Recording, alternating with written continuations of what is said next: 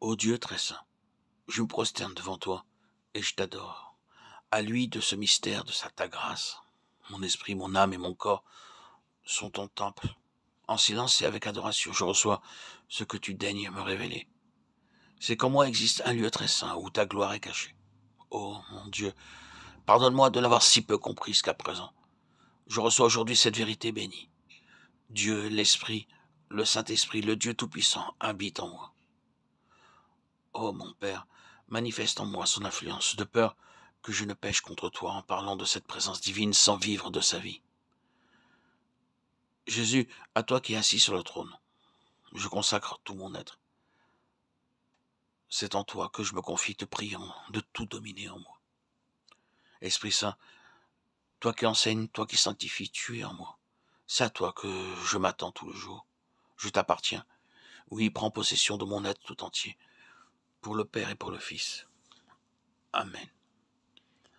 L'Esprit désigne ici cet élément le plus profond de l'âme humaine, par lequel elle est capable de communiquer avec le monde divin. C'est le siège du recueillement, le sanctuaire où se célèbre le vrai culte.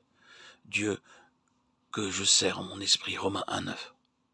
Remarquez que lorsque Paul invite les Corinthiens à sortir de leur état charnel et grossier, il s'appuie du fait qu'ils sont des temples du Saint-Esprit.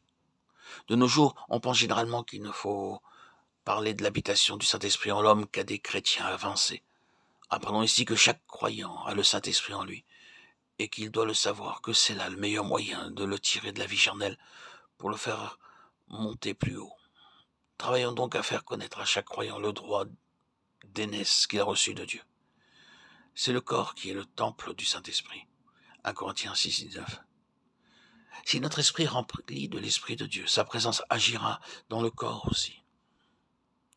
Si par l'Esprit, vous mortifiez les œuvres du corps, vous vivrez. Romains 8,13.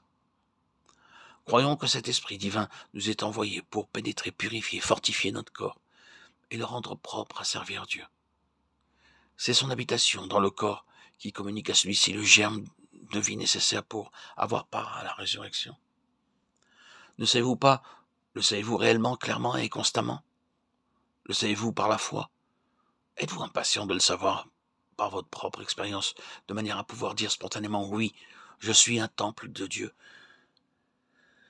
L'Esprit de Dieu habite en moi. Gloire à son nom. Gloire à Dieu, au plus haut des cieux et paix sur la terre aux hommes qu'il aime. À toi, Seigneur, tout honneur et toute gloire, pour les siècles des siècles. Que toute chair fasse silence devant l'Éternel, car il s'est réveillé de sa demeure sainte. Zacharie 2,13.